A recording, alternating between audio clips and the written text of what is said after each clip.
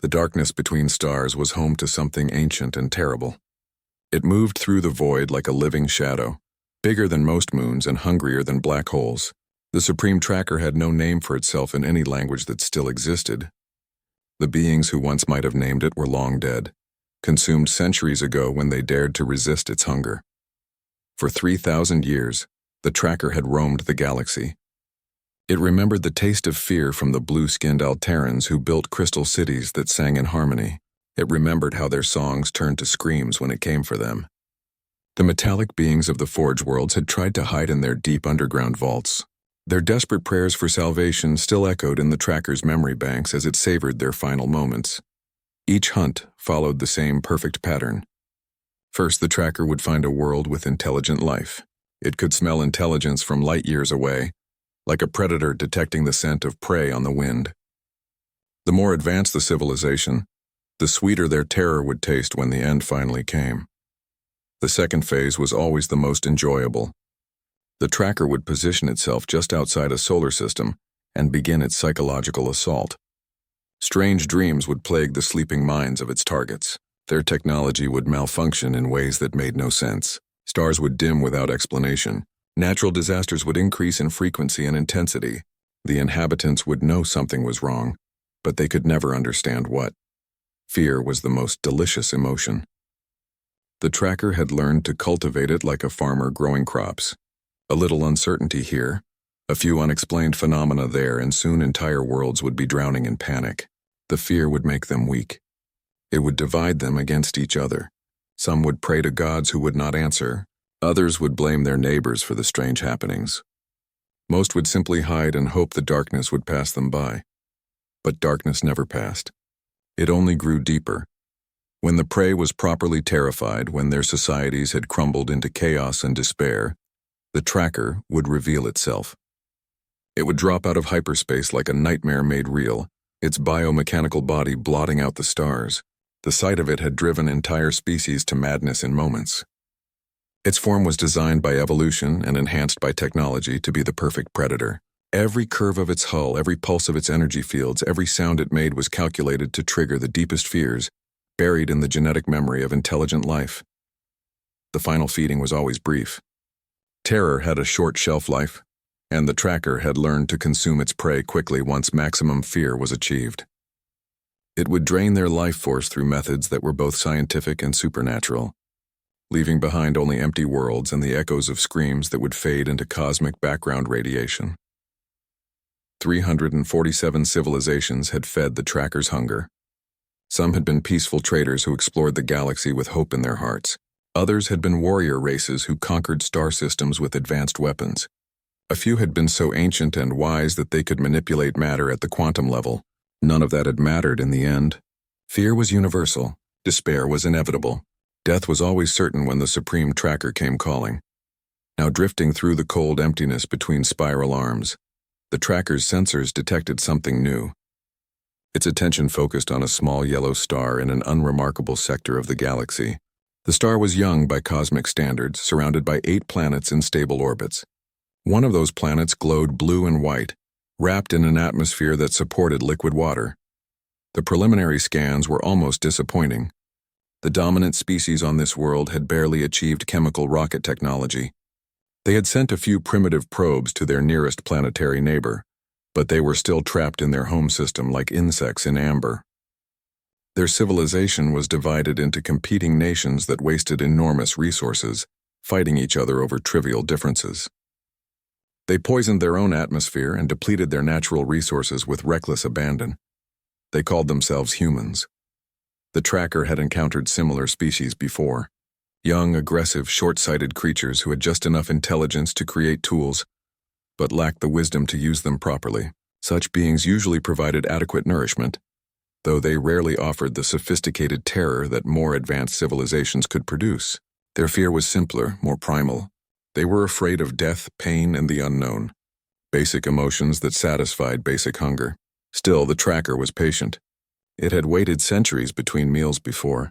A quick feeding was better than no feeding at all, and this little blue world would provide enough life force to sustain it for several more decades, while it searched for more challenging prey. The approach would follow standard protocol. The tracker began its journey toward the human solar system, moving at speeds that bent space-time around its massive form. It would position itself just beyond the orbit of their outermost planet and begin the psychological conditioning. Within months, their primitive governments would be in chaos. Their scientists would detect gravitational anomalies they could not explain. Their primitive communication networks would carry stories of strange dreams and unexplained phenomena. The humans would do what all prey species did when faced with the unknown. They would panic. They would turn against each other. They would pray to whatever gods they believed in, and when those gods remained silent, they would despair. The pattern had repeated itself across hundreds of worlds. It would repeat itself here.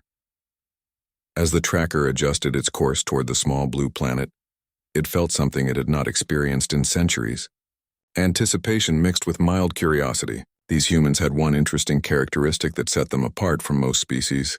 They seemed unusually aggressive for such a young civilization. Their history was filled with constant warfare, and they had developed remarkably efficient methods of destroying each other. Perhaps their fear would have a different flavor. Perhaps their despair would carry notes of rage and defiance that would make the eventual feeding more satisfying. The tracker had tasted the terror of peaceful philosophers and wise scholars. It would be interesting to taste the fear of a world full of warriors. The hunt was about to begin. Dr. Hyunwoo Park was drinking his fourth cup of coffee when the universe decided to ruin his Tuesday morning. The gravitational wave detector in the Seoul Space Defense Center had been humming quietly for 3 hours, recording the usual background noise of distant neutron stars and colliding galaxies. Then every screen in the facility turned bright red, and alarms began screaming in 5 different languages. Yoon-woo dropped his coffee mug. The hot liquid splashed across the white floor tiles as he rushed to his workstation. Numbers scrolled down his monitor faster than he could read them, but the basic message was clear enough to make his hands shake. Something massive was moving at the edge of their solar system, something that should not exist. Commander Ji-Hai Kim arrived at the control room before the coffee stain had finished spreading. She moved with the quick, efficient steps of someone who had trained for emergencies her entire career. Her dark eyes scanned the displays, taking in information that would have overwhelmed most people. The gravitational readings showed an object roughly the size of Earth's moon, but it was moving in ways that violated every law of physics she knew. "Talk to me, Doctor," Ji-Hai said. Her voice was calm despite the chaos erupting around them. Other technicians were running between workstations trying to confirm readings that seemed impossible. "What are we looking at?" Hyunwoo wiped sweat from his forehead. He had spent 15 years studying space phenomena, but nothing in his education had prepared him for this. The object is approximately 1,200 kilometers in diameter. It's moving at 0.3% light speed, but that's not the strange part. He paused, checking his calculations for the 6th time. The strange part is that it's changing direction without any visible means of propulsion, and it's heading directly toward us.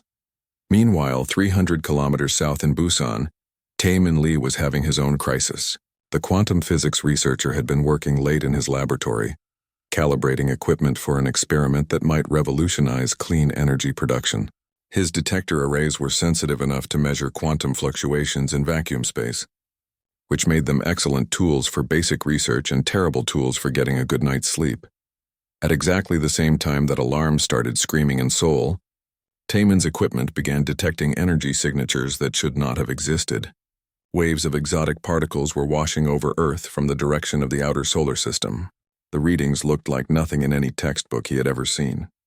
Dr. Yoon-ji Choi burst into the laboratory just as Tae-min was printing out the 3rd set of impossible data. She was a small woman with fierce intelligence in her eyes and no patience for mysteries that threatened her sleep schedule. "Please tell me your equipment is malfunctioning," she said, looking at the particle detector displays. "Because if these readings are real, we have a problem that makes nuclear war look like a minor inconvenience." Tae-min shook his head. "I've run diagnostics 6 times. The equipment is working perfectly. Something is broadcasting exotic energy across half the solar system, and the source is moving toward Earth." He handed her the printouts. "Look at the pattern. This isn't random cosmic radiation. It's too structured, too purposeful. Almost like a signal," Yoon-ji finished. She studied the data with growing alarm. "Or like someone testing our defenses. Across the globe, similar scenes were playing out in observatories, research facilities, and defense installations. In California, radio telescopes detected structured electromagnetic pulses coming from empty space. In Russia, seismic monitors recorded gravitational waves that pulsed in mathematical sequences. In Australia, atmospheric sensors measured changes in solar wind patterns that spelled out prime numbers in binary code. Within 6 hours, every major government on Earth knew that something was approaching their planet. Within 12 hours, emergency sessions were being held in the United Nations. The Pentagon, the Kremlin, and every other center of power that could pretend to understand what was happening. Back in Seoul, Commander Kim was coordinating with military leaders around the world, while Dr. Park tried to make sense of readings that grew more disturbing by the hour. The object was now close enough for detailed scans, and what they found defied explanation. The surface showed both organic curves and mechanical precision. Heat signatures suggested it was alive, but material analysis indicated technology beyond human understanding. "It's beautiful," whispered Lieutenant Sora Min, the facility's youngest officer. She was staring at enhanced images of the approaching entity. Despite its terrifying size, there was something elegant about its design. "Look at how the hull curves. It's like watching art and engineering have a baby." "Beautiful things can still kill you," Ji-hai replied, but she understood what the young woman meant. The object possessed an alien aesthetic that was both attractive and deeply unsettling. Every human who looked at it felt the same contradictory response, fascination mixed with instinctive fear. As the entity continued its approach, strange things began happening around the world. People reported vivid dreams filled with images of vast dark spaces and hunting predators. Electronic devices malfunctioned in ways that seemed almost playful. Satellites occasionally transmitted messages in languages no human had ever seen. The psychological effects were subtle but widespread. Crime rates dropped as people stayed close to their families. Religious attendance increased in every faith on Earth. Pet animals became restless and protective. Children drew pictures of monsters in their school notebooks, but they also drew pictures of brave heroes fighting those monsters. Dr. Park noticed something that troubled him more than the gravitational anomalies or the impossible technology. He had studied the response patterns of dozens of extinct civilizations, trying to understand how advanced species reacted to existential threats. Every previous case showed the same pattern: panic, social breakdown, and eventual surrender to despair. Humans were doing something different. Instead of fragmenting, they were coming together. Social media filled with messages of support and defiance rather than fear and blame. Scientists shared data freely across national boundaries. Military leaders coordinated defensive plans with traditional enemies. Religious figures from competing faiths held joint prayer services. "Commander," Hyunwoo said quietly, "I think we're about to make first contact with something that has destroyed civilizations before us.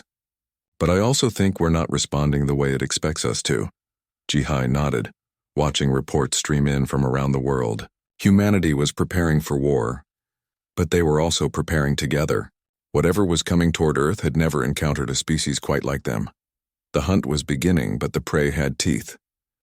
The war room beneath the Seoul Defense Center had been built to withstand nuclear attack. Now it housed something more important than surviving bombs. It contained the last hope of understanding what humanity was truly facing. Dr. Hyunwoo Park stood before a wall of screens that displayed data from every major observatory on Earth. The approaching entity had moved closer, and each hour brought new revelations that made his stomach twist with fear and fascination.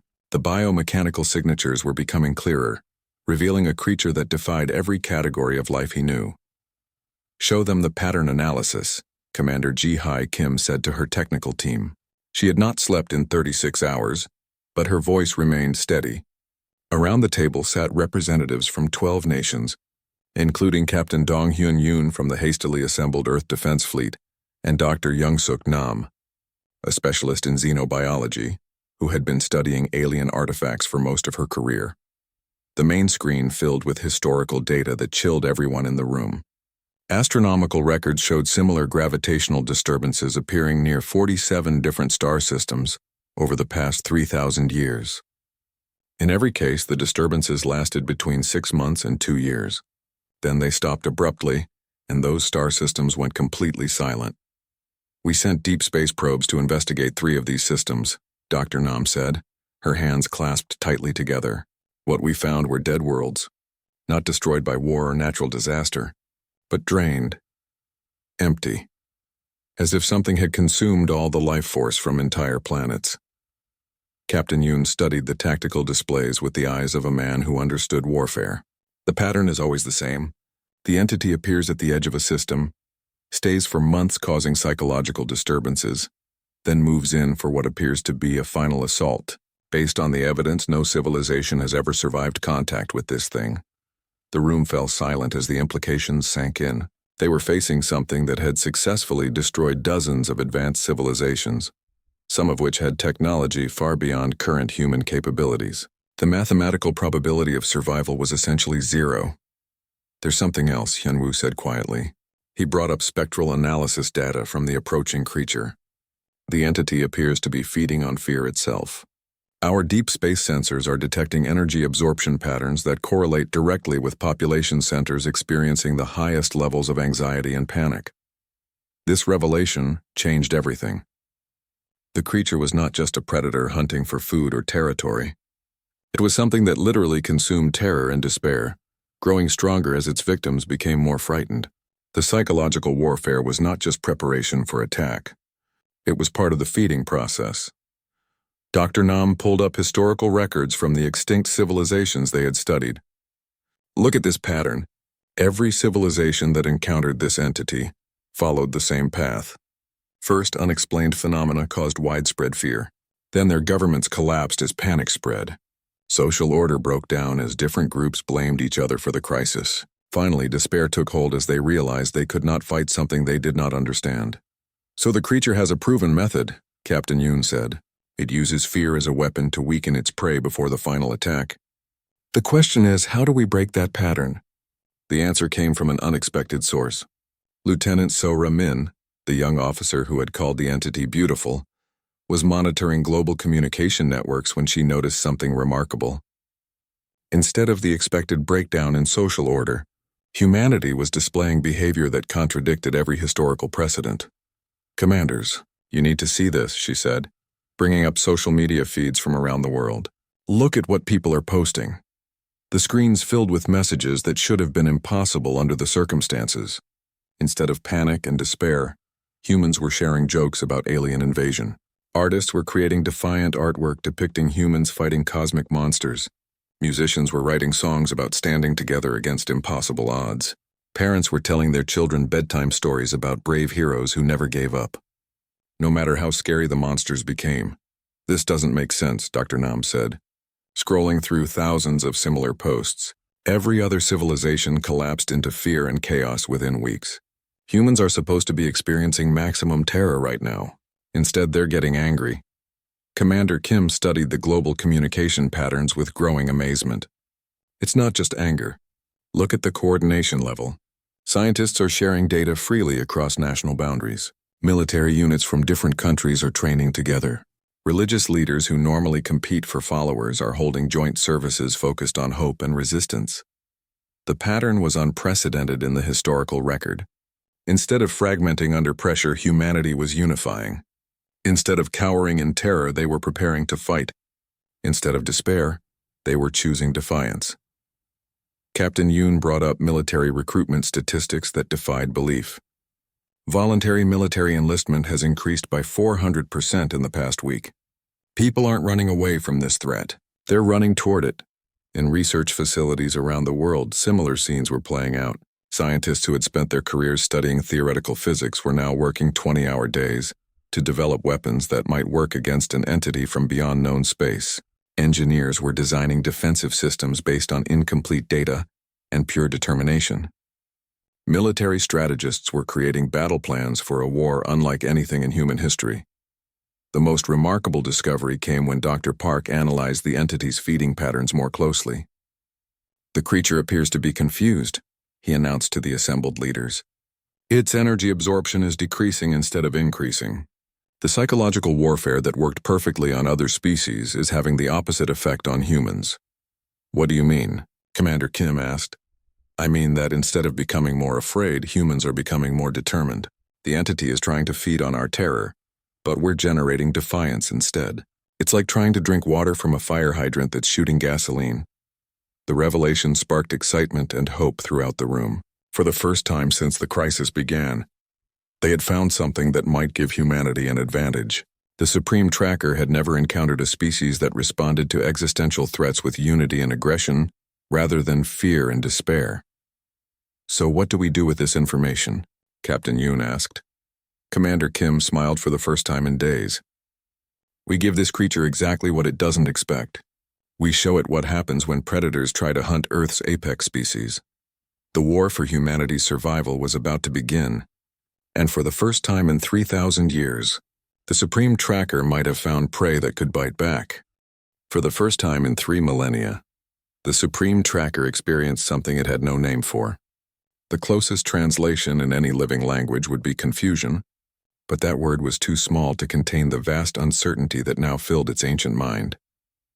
The psychological assault that had broken 47 civilizations was failing.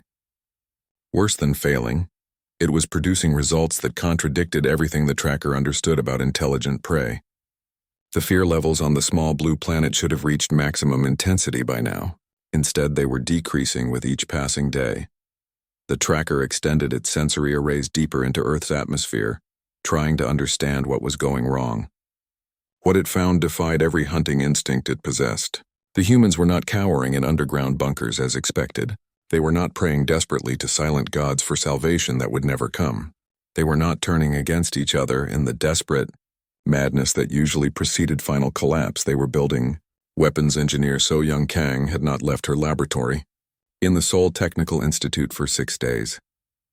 She survived on coffee, determination, and a growing anger that surprised her with its intensity. Around her, teams of scientists and engineers worked with desperate efficiency to construct humanity's first line of defense against an enemy they barely understood. "The energy signature analysis is complete," announced Dr. Jin Ho-cha. Her research partner and the man she had planned to marry before the universe decided to interrupt their lives with cosmic horror. His usually neat appearance had deteriorated into the wild-haired look of someone who no longer cared about anything except solving impossible problems. So Young studied the data on her screen. The approaching entity generated energy patterns that violated several fundamental laws of physics, but violations of natural law were just engineering problems waiting for creative solutions. If it can generate exotic matter effects, then it has to have some kind of containment system, and anything that can be contained can be disrupted. Around the globe, similar scenes played out in research facilities, military bases, and improvised workshops. In Tokyo, weapons designers worked to adapt nuclear missile technology for use against a target that might not follow normal rules of matter and energy. In Berlin, theoretical physicists collaborated with military engineers to build devices that could disrupt space-time itself. In New York, the world's most advanced artificial intelligence systems were being reprogrammed to calculate battle strategies for a war against something that predated human civilization. The Supreme Tracker observed these activities with growing bewilderment. Prey species were supposed to become more desperate and divided as the psychological pressure increased. Instead, these humans were becoming more organized and more aggressive. They were sharing information freely, combining their resources and working together with an efficiency that bordered on the impossible. More disturbing was the way they talked about the approaching threat. The tracker could intercept their communications, and what it heard made no sense according to everything it knew about frightened prey. Instead of begging for mercy or searching for places to hide, humans were discussing tactics, sharing jokes about fighting monsters, and making plans for victory celebrations. "This thing has been hunting for 3,000 years. Commander Ji-hai Kim said during a global strategy meeting that connected military leaders from every continent. "That means it's old, and old things get set in their ways. It expects us to be afraid. It expects us to break down. It expects us to give up." Captain Dong Hyun-yoon nodded from his position aboard the flagship of Earth's defense fleet. The hastily assembled collection of military and civilian spacecraft looked pathetic compared to the massive entity approaching their world. But the determination in the captain's voice suggested he had not noticed the size difference. "The creature feeds on fear and despair. so we give it anger and defiance instead. We make ourselves indigestible. The tracker attempted to intensify its psychological assault. It broadcast waves of pure terror across the electromagnetic spectrum. It created gravitational disturbances that should have triggered every primitive survival instinct in the human brain. It generated subsonic frequencies designed to create feelings of hopelessness and despair. The humans responded by broadcasting back. The counterattack began with music. Every radio station on Earth started playing songs about courage, resistance, and hope. The International Space Station, humanity's tiny outpost in the void, began transmitting classical symphonies and rock concerts toward the approaching entity. Children's choirs sang lullabies about brave heroes who protected their families from monsters. Then came the art. Thousands of painters, sculptors, and digital artists created works depicting humans standing triumphant over cosmic threats. The images were uploaded to every network, displayed on every screen, and projected from every communication satellite Earth possessed. The message was clear and defiant. You are not welcome here. The most powerful response came from humanity's storytellers. Authors, filmmakers, and content creators flooded every available channel with tales of ordinary people doing extraordinary things when faced with impossible odds. They shared stories of David defeating Goliath, of small groups holding mountain passes against vast armies, of last stands that became legendary victories. Dr. Hyunwoo Park watched the global response with amazement that bordered on pride. The creature is trying to make us afraid by showing us how big and powerful it is. But humans have always been afraid of big, powerful things, and we've learned to fight them anyway. The psychological warfare was backfiring in ways the tracker had never experienced. Instead of breaking human morale, the constant pressure was forging them into something stronger. Parents told their children that the monsters in the sky were just bigger versions of the monsters under the bed, and both could be defeated with enough courage and determination. Religious leaders from every faith found common ground in messages of hope and resistance. Scientists worked openly with military commanders, sharing discoveries that might save their species. Politicians who had spent careers opposing each other now collaborated on defense strategies with single-minded focus. The tracker tried one final psychological assault, broadcasting images of the dead civilizations it had consumed over the millennia. It showed humans the fate that awaited them. Empty worlds, silent cities, the final screams of extinction echoing through space. The humans looked at those images and got angry. Social media exploded with messages of defiance that reached every corner of the globe. "Not today," became the rallying cry of a species that refused to accept defeat. Not our world. Not our children. Not without a fight. The supreme tracker, ancient predator of the cosmos, experienced something it had never felt before. For the first time in 3,000 years of perfect hunts, it wondered if it might have made a mistake. These humans were not behaving like prey at all.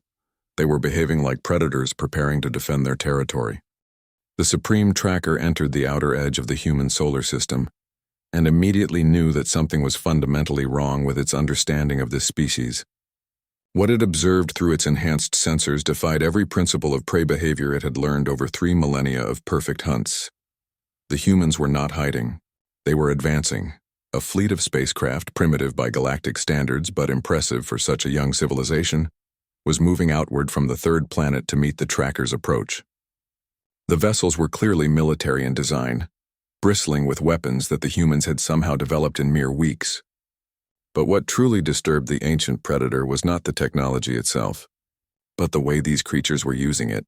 They were hunting it. Dr. Sungmin Baek stood in the command center of humanity's most advanced research station, watching tactical displays that showed the approaching cosmic entity. As Earth's leading expert in predator behavior, he had spent years studying how apex species hunted their prey. Now he was applying that knowledge to humanity's first interstellar war. "The creature expects us to wait passively for our destruction," he explained to the assembled military strategists. "Every civilization it has encountered followed the same pattern: detect the threat, panic, fragment into competing groups, and eventually surrender to despair. But humans didn't evolve that way."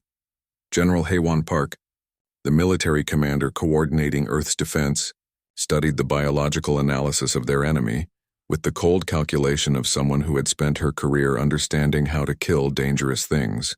You're saying this entity has never encountered a species like us before? Exactly, Sungmin replied. Look at human history. We didn't survive by hiding from predators. We survived by becoming better predators ourselves. When saber-toothed cats threatened our ancestors, we didn't build bigger hiding places. We invented spears. The difference was becoming clear as the tracker observed human behavior more closely. Other prey species had responded to the approach of cosmic death by looking inward, seeking comfort in familiar places and familiar faces. Humans were looking outward, treating the unknown threat as a problem to be solved rather than a disaster to be endured. In research facilities around the world, teams of scientists were dissecting every piece of data about the approaching entity. They analyzed its energy signatures like predators studying the tracks of dangerous prey. They mapped its movement patterns like hunters learning the habits of their target. They discussed its weaknesses with the focused intensity of wolves planning an attack on something much larger than themselves. The tracker attempted to observe human domestic behavior, expecting to find the cowering families and desperate prayers that characterized the final days of dying civilizations. Instead, it found something that challenged its understanding of intelligent life itself. Human parents were not telling their children that everything would be okay. They were teaching them how to fight. In Seoul, a father showed his 8-year-old daughter how to identify the weak points in the entity's hull structure using simplified diagrams. See these areas where the biomechanical components connect? That's where the monster is most vulnerable. Remember that. In London, a mother read bedtime stories to her son about human heroes who had defeated impossible enemies throughout history. David was smaller than Goliath, but he won because he was smarter and braver. Sometimes the little guy wins if he fights the right way. In Cairo, grandparents shared tales of ancient warriors who had protected their people from threats that seemed overwhelming. The stories always ended the same way, with courage, determination, and clever thinking. Even the most dangerous monsters could be defeated.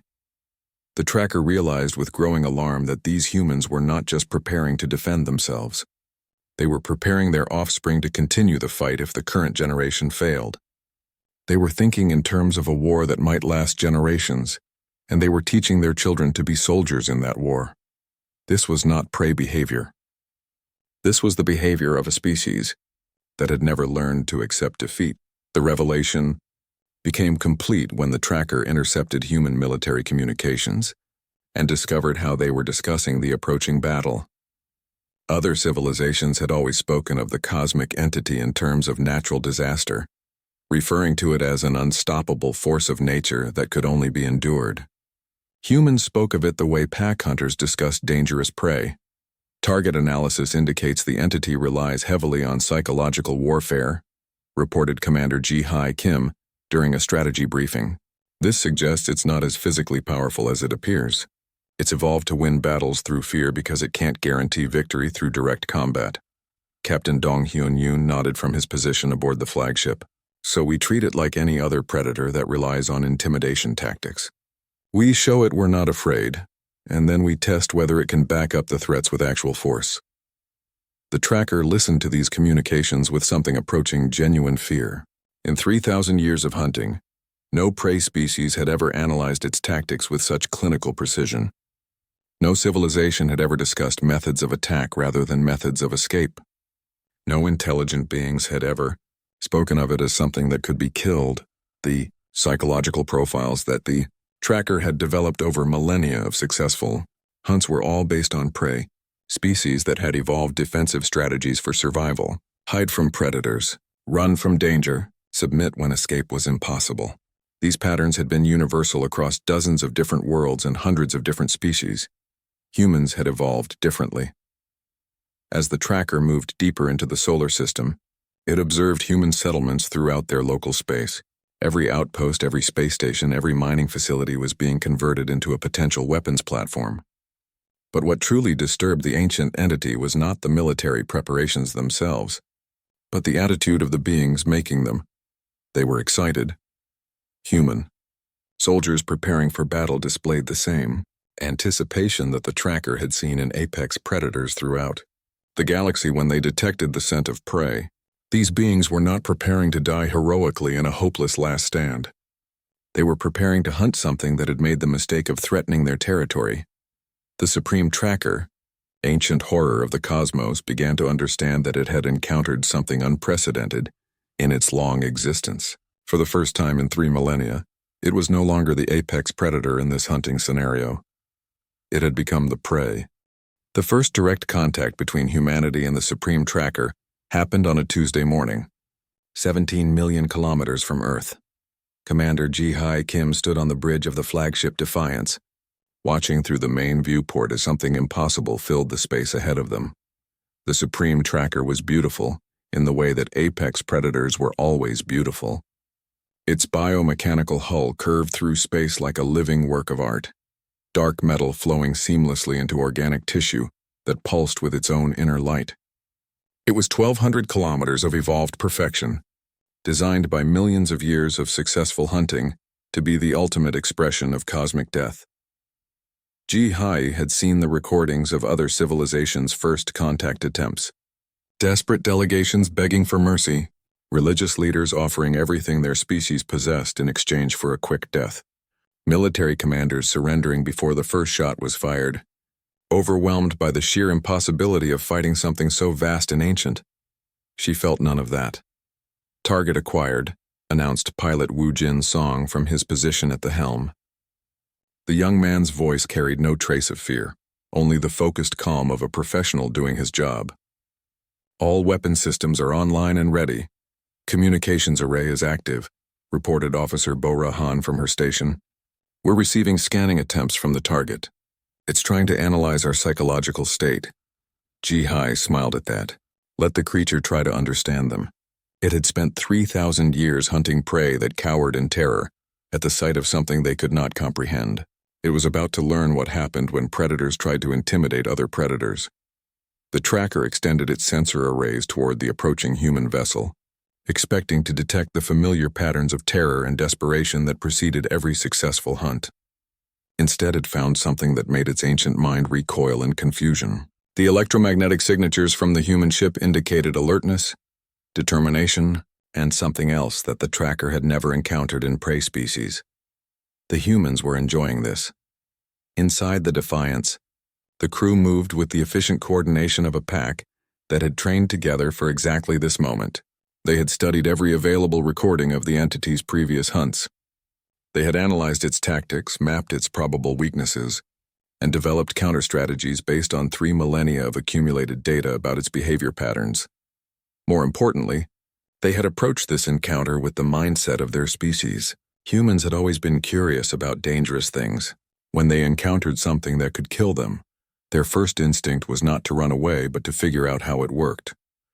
The Supreme Tracker was simply the largest and most interesting predator they had ever had the opportunity to study. Initiating first contact protocols, Ji-Hai announced to her crew. She activated the external communication system and began transmitting on all frequencies that the entity might be monitoring.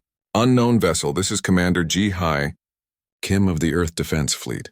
You have entered our solar system without permission and have been designated a threat to human civilization." The tracker had never received a transmission like this from a prey species. Previous civilizations had always opened contact with desperate pleas for mercy or frantic attempts to negotiate for the survival of their species. The human message contained no fear, no desperation, and no acknowledgement that the tracker held any position of superiority in this encounter. "Your psychological warfare tactics have been analyzed and found ineffective against our species," Ji-Hai continued, her voice carrying across space with casual confidence. "We know what you are, we know what you've done to other civilizations, and we know how you hunt. We are here to inform you that your hunting days are over." The Supreme Tracker focused all of its sensory capabilities on the tiny human vessel. The ship was laughably small compared to its own massive form, but there was something about the way it moved that disturbed the ancient predator. The humans piloted their craft with the smooth confidence of apex predators in their own territory, showing no recognition that they were facing something vastly more powerful than themselves. "We are transmitting tactical data about your previous hunts," Bo-Ra-Han reported, uploading files that contained detailed analysis of 47 extinct civilizations. "We want you to understand that we know exactly how you operate. Fear-based psychological conditioning followed by life force consumption. Simple, effective, and completely useless against a species that evolved to hunt predators like you. For the first time in its existence, the Supreme Tracker experienced genuine uncertainty about the outcome of a hunt. Every instinct it possessed screamed that these humans should be terrified. They should be begging for mercy or frantically trying to escape. Instead, they were lecturing it about its own hunting methods with the calm professionalism of scientists studying an interesting specimen. The moment that changed everything happened when HFY ordered her ship to move closer to the massive entity. The Defiance approached the Supreme Tracker with the same casual confidence that a wolf might show when investigating a larger predator that had wandered into its territory. There was no fear in the maneuver, no hesitation, no acknowledgement that the size difference should matter. As the human vessel drew near, the tracker extended its primary sensory organ to observe the creatures inside more closely. What it saw through the ship's viewports defied every understanding it had developed about intelligent prey over 3 millennia of successful hunts. Commander HFY Kim stood at the center of her bridge, looking directly through the reinforced transparent aluminum at the Supreme Tracker's primary sensor array. She should have been cowering in terror at the sight of something so vast and alien. She should have been overwhelmed by the presence of a cosmic predator that had destroyed civilizations far more advanced than her own. Instead, she smiled. It was not the desperate smile of madness that the tracker had seen from other doomed species. It was not the forced bravery of someone trying to hide their fear. It was the confident, predatory smile of a hunter who had cornered dangerous prey and was looking forward to the challenge of bringing it down. In that moment, the Supreme Tracker experienced something it had never felt in 3,000 years of perfect hunts. For the first time since it had begun prowling the galaxy, consuming civilizations and feeding on their terror, the ancient predator felt fear. The humans were not prey at all. They were apex predators who had evolved intelligence, and they were treating this encounter as nothing more than another hunt. The Supreme Tracker, cosmic horror of the void, was paralyzed by the sudden understanding that it had made a terrible mistake. The moment of paralysis lasted exactly 3.7 seconds for a cosmic entity that had existed for millennia. Those seconds stretched like hours as the Supreme Tracker struggled to process what it was experiencing. Fear was such an alien emotion that it took precious time for the ancient predator to even recognize what was happening to its own mind. That hesitation was all humanity needed. Admiral Chang Min, you gave the attack order from the command ship positioned 50,000 kilometers behind the first contact vessel. His voice carried across every human ship in the defense fleet with calm authority. All units execute Operation Apex. Show this thing what happens when something threatens Earth. The space around the Supreme Tracker suddenly blazed with weapons fire from 36 human vessels.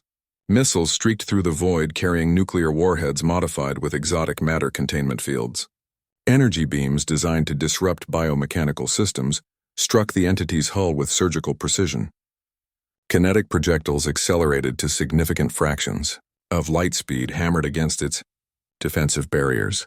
But the physical assault was only the beginning. Dr. Sujin Huang activated humanity's most devastating weapon from her position aboard the research vessel Determination.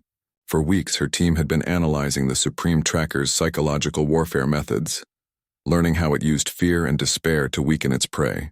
Now they were turning those same techniques against their enemy, broadcasting on all psionic frequencies, she announced as her equipment sent waves of pure human determination directly into the entity's consciousness. Let's see how it likes a taste of its own medicine. The Supreme Tracker reeled under an assault unlike anything in its experience. Instead of the familiar emotions of terror and hopelessness that it fed upon, it was being bombarded with human thoughts and feelings that burned like acid in its mind. Courage, defiance, protective fury, and something even worse, the cold, calculating hunger of predators who had found worthy prey.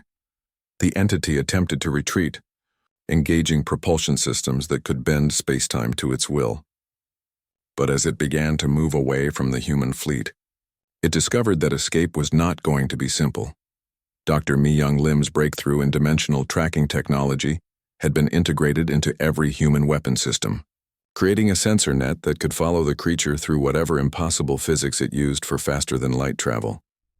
Target is attempting to flee, reported Captain Wu Jin Song from his pursuit craft. Dimensional anchors are in place. It's not going anywhere we can't follow. The Supreme Tracker found itself in a situation it had never encountered before. Every other prey species had been content to defend their homeworld and hope the cosmic predator would eventually lose interest and move on to easier targets. Humans were doing something different. They were pursuing.